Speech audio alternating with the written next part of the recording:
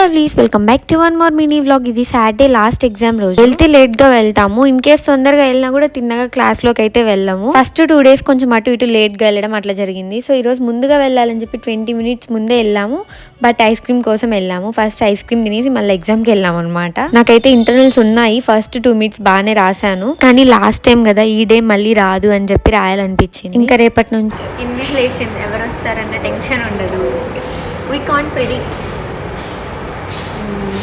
Exams అయిపోయి మేమిద్దరం గొడవ పడాల్సిన అవసరం లేదు. ఈ పిల్ల బాగా రాసేసి వస్తుంది, కానీ నేను ఏమీ రాయలేదు అని అంటుంది.